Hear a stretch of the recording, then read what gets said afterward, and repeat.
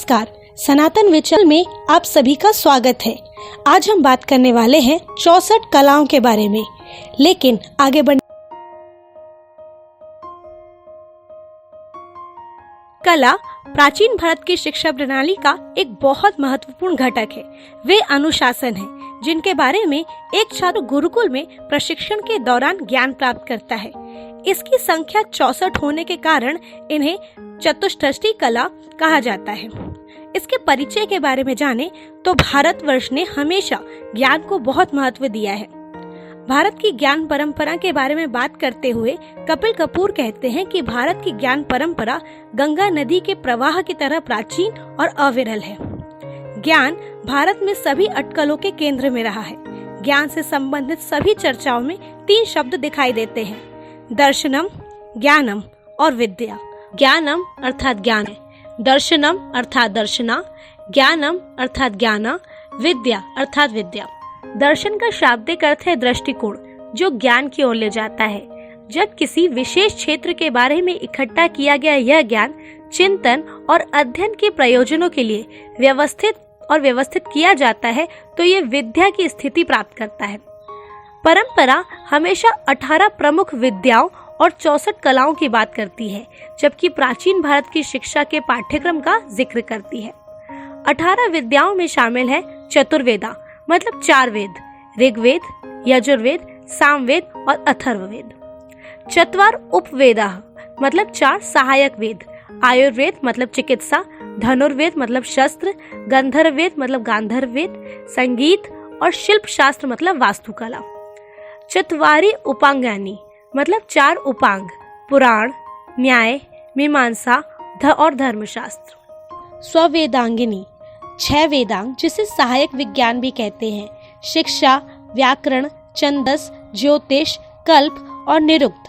हालांकि जहाँ तक कलाओं का संबंध है 64 की प्रतिस्पर्धी गणनाएं हैं। 64 कला कौन सी है? जैसा कि ऊपर उल्लेख किया गया है, 64 कलाओं की गणना के संबंध में मामूली भिन्नताएं हैं। इन कलाओं का उल्लेख मिलता है शैव तंत्रम में मतलब शैव तंत्र, महाभारतम मतलब व्यास महर्षि द्वारा रचित महाभारत, कामसूत्रम मतलब वात्स्यायन द्वारा रचित कामसूत्र, नाट्य शास्त्रम मतलब भरत मुनि द्वारा नाट्य शास्त्र, भगवत पुराणम मतलब भागवत पुराण, शुक्र नीति, शिव तत्व रत्नाकर और शब्द कल्पम में। इनमें से कुछ ग्रंथों में 64 कलाओं की सूची को निम्नलिखित सारणी में रखा गया है: चतुष्टष्टि कला या ये कहें 64 कला। मूल पाठ शैव तंत्रम, शुक्र नीति सार। पहला है गीत मतलब गायन और नृतना मतलब नृत्य। दूसरा है वाद्य, विभिन्न संगीत वाद्यंत्र बजाना या वडाना मतलब संगीत वाद्यंत्र बजाना। नृत्य। नाट्य, नाट्य मतलब अभिनय, हाव भाव, मिमिक्री, अनेक रूप वीर भाव कृति ज्ञान, जैसे विविध मिमिक्री हरकतों का ज्ञान। इसके अलावा आलेख्य मतलब ड्राइंग, पेंटिंग, कैलीग्राफी। साथ ही विशेष कच्छदेय मतलब शरीर के विभिन्न भागों पर कस्तूरी के पेस्ट और अन्य सुगंधित पदार्थों के साथ विभिन्न डिजाइनों के चित्र बनाना। तंदुला कुसुम मायाली विकार मतलब चावल, फूल आदि के दानों से पूजा में उपयोग किए गए विभिन्न डिजाइन तैयार करना। दरे ज्ञान, आनंद देने के विभिन्न पहलुओं का ज्ञान। इसके साथ ही आता है पुष्प स्तारण मतलब फूलों की क्यारी तैयार करना। साथ ही मकर दिरकाना, मदिरा और फूलों से मादक द्रव का आस्वन। इसके अलावा दशाना वस्नग्रांग मतलब दांतों और अन्य अंगों और परिधानों के पहनने के लिए लेख को रंगना।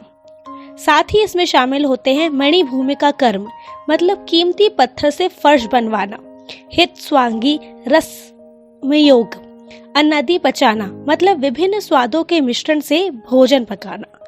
इसके अलावा शयन रचना मतलब बिस्तर तैयार करना। रुक वाद्य मतलब पानी से भरे बर्तन को वाद्य यंत्र के रूप में इस्तेमाल करना और पानी पर चलना। उकाद घाटा मतलब वाटर कैनन से छिड़काव। चित्र योग शत्रु को कमजोर करने की हर्बल औषधि। माल्य ग्रंथम विकल्प फूलों की पुष्पांजलि और पुष्पांजलि तैयार करना। केश शेखर पीड़ा योजना महिलाओं के केश विन्यास। नेपथ्य योग, विभिन्न प्रकार के वस्त्रों और आभूषणों से शरीर को सुभूषण करने के तरीके। कर्णपत्र भंगा, कानों पर अलंकृत चित्र बनाना। गंध युक्ति, इत्र और सौंदर्य प्रसाधन बनाना। भूषण योजना, मतलब विभिन्न डिजाइनों के आभूषण बनाना। इंद्रजाल, मतलब बाजीगरी। कौचुमारा योग, मतलब सौंदर्यकरण की कला। हस्तलघव, मतलब हाथ की सफाई। चित्रशक पुभाग्य विकार क्रिया, मतलब पाक कला। पनकार सार गसव योजना, मतलब विविध स्वादों और रंगों के पेय, विभिन्न प्रकार की मादक शराब बनाना। सुचिव कर्मा, विभिन्न प्रकार की बुनाई और सुई काम। वीणा डमरू का सूत्र कीना, मतलब विभिन्न प्रकार के वाद्यंत्र बनाना और तार द्वारा कठपुतली चलाना। प्रहेलिका, पहेलियों को हल करना। प्रतिमा, मतलब मूर्ति कला। द्वाचक योग, जीभ मरोड़ने की कला। पुस्तक वाचन, मतलब पांडुलिपियों को आसानी से और जल्दी से पढ़ने की कला। नाटकिका दर्शन, नाट्यशास्त्र और कहानी लेखन। काव्य समस्या पुराण, मतलब अधूरे श्लोकों या अंश छंदों की पूर्णता। पट्टी कवेत्रम द्विकल्प, लिग्वेचर, वैध या तीर बनाना। तारकुकर्मा, मतलब धुरी का काम। तक्षणा, मतलब बढ़ईगिरी। वास्तुविद्या, जिसे हम आर्किटेक्चर कहते हैं। रूप रत्न परीक्षा, मतलब मूल्यवान धातुओं और कीमती पत्थरों का परीक्षण। धातुवाद, मतलब कीमिया। मणिराग ज्ञान, मतलब कीमती पत्थरों को रंगना। अक्रा ज्ञान, अव्यक्त खनिजों का ज्ञान। वृक्षा यजुर्वेद ज्ञान, मतलब पौधों की देखभाल और उपचार। मेषा कुकुतला लाव का युद्ध विधि। चरमाम मदर विधि क्रिया ज्ञान, मतलब चमड़े को मुलायम करना। शुक सारे का प्रलापना, मतलब मानव भाषण की नकल करने के लिए तोते और अन्य पक्षियों को पढ़ाना। उत्स्वदन, एक आकर्षण के माध्यम से एक दुश्मन को अपना स्थान छोड़ने के लिए मजबूर करना। केश मार्जन कौशल, मतलब बालों की सफाई और श्रृंगार। अक्षर मुष्टिका कथा, मतलब अपनी दृष्टि से बताए गए अक्षरों को पढ़ना और किसी की हथेली के भीतर रखे पदार्थों की प्रकृति का अनुमान लगाना। मलेच्छितक विकल्प, बर्बरा की भाषा में लिखे गए ग्रंथों का ज्ञान। देश भाषा ज्ञान, मतलब धारा प्रवाह रूप से विभिन्न भारत की बोलियों में बात कर रहे हैं। पुष्प शक्ति का निमित्त ज्ञान, कहने के लिए फूलों से वाहनों का श्रृंगार और शुभ या अशुभ शकुन को पढ़ना। यंत्र म्नातका, पूजा या ताबीज के रूप में पहने जाने वाले रहस्यमय सूत्रों के रूप में विभिन्न क्रमों में व्यवस्थित अक्षरों के माध्यम से चित्र बनाना। धारणा म्नातुका, मतलब सुने हुए वाक्यों को याद रखना। संपत्य, कठोर पदार्थ जैसे हीरे को दो या अधिक दो से मिलन। मनसिक्य क्रिया, दूसरों के विचारों को पढ़ना और उन्हें पद्य में व्यक्त करना। क्रियाकलाप, कविता रूप। चलित योग, मतलब गुप्त शरीर या वाणी।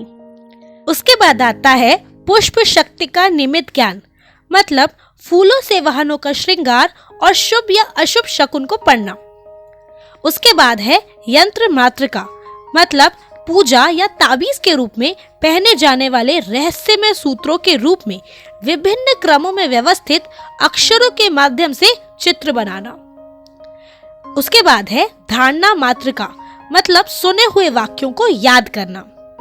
उसके बाद संपत्य, मतलब कठोर पदार्थ जैसे हीरे को दो या दो से अधिक विभिन्न आकृतियों के टुकड़ों में विभाजित करना।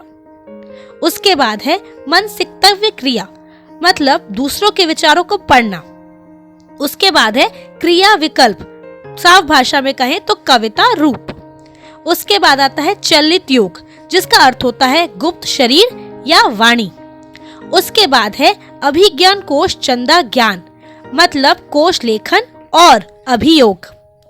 उसके बाद है वस्त्र गोपन, मतलब अपने कपड़ों को वास्तव में जो है उससे बेहतर बनावट के रूप में दिखाना। उसके बाद है द्युत विशेष, मतलब पासे पर खेलना। उसके बाद है आकर्षण क्रीड़ा, मतलब दूरस्थ वस्तुओं को आकर्षित करना।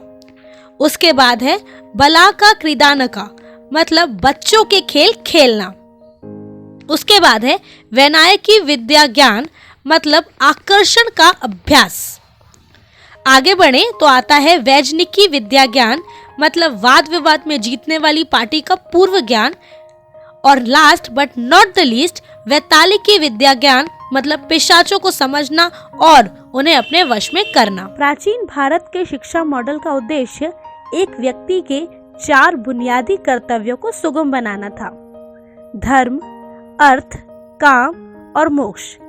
साफ भाषा में कहे तो धार्मिकता, आजीविका, पारिवारिक जीवन और शाश्वत शांति की प्राप्ति। परंपरा 18 प्रमुख विद्याओं और 64 कलाओं की बातें करती है। इन शिल्पों का लोगों के दैनिक जीवन पर सीधा प्रभाव पड़ता है। उनमें से अधिकांश कलाएं हैं अभी भी भारत के जीवन का हिस्सा माना जाता है। यह ध्यान रखना दिलचस्प है कि ये शिल्प अभी भी आजीविका के महत्वपूर्ण साधन हैं। इन शिल्पों का सामान्य जीवन से घनिष्ठ संबंध है। यह भी महत्वपूर्ण है कि भारत की परंपरा में कला और शिल्प के बीच कोई विरोध नहीं है। शिल्पकारों के लिए शिल्प उनका पेशा ही नहीं है, उनकी पूजा भी है।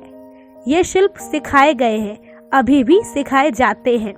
एक शिक्षक द्वारा अपने शिष्यों को एक शिल्प के सीखने के लिए शिक्षक को काम पर देखने की आवश्यकता होती है।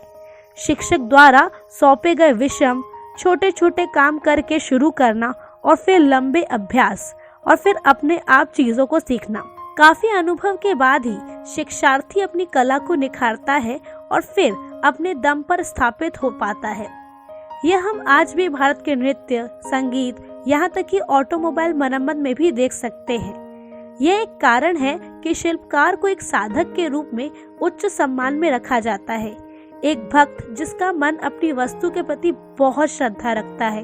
उनका प्रशिक्षण तप का एक रूप है, एक समर्पण है, एक प्राथमिक गुण है जो उसे प्राप्त करना है, और वो है एकाग्रता। भारत की परंपरा शिल्प के लिए भी ग्रंथों से भरी हुई है, जो व्यवहारिक विषय है। प्रत्येक अनुशासन में स्कूल है, प्रत्येक स्कूल में विचारक है और ग्रंथ है। वास्तव में कोई 3 प्रकार के ग्रंथों की बात कर सकता है। प्राथमिक ग्रंथ, जिसे शास्त्र कहते हैं, जो मूलभूत सिद्धांतों को निर्धारित करते हैं। फिर आता है समग्र ग्रंथ, उस अनुशासन में सभी विद्यालयों का संग्रह। और भाष्य, व्याख्यात्मक ग्रंथ जैसे टीका। ये 3 प्रकार के ग्रंथ अधिकांश विषयों में उपलब्ध है। इस तरह से ज्ञान को व्यवस्थित किया जाता है और शिक्षा शास्त्र के उद्देश्यों के लिए प्रस्तुत किया जाता है। हालांकि यह शिल्प के मामले में उतना ही सच है जितना कि विद्या के मामले में यह सच है कि ज्ञान शिक्षक गुरु में रहता है। यही भारत में गुरुओं के प्रति अत्यधिक श्रद्धा का मूल है। के भी ऐसी ही अन्य जानकारियों के लिए हमारे चैनल सनातन विचार को जरूर सब्सक्राइब कीजिए। साथ ही ये वीडियो आपको कैसी लगी ये कमेंट सेक्शन में जरूर बताइएगा। वीडियो अच्छी लगे तो अपने दोस्तों, अपने साथियों के साथ जरूर शेयर कीजिएगा।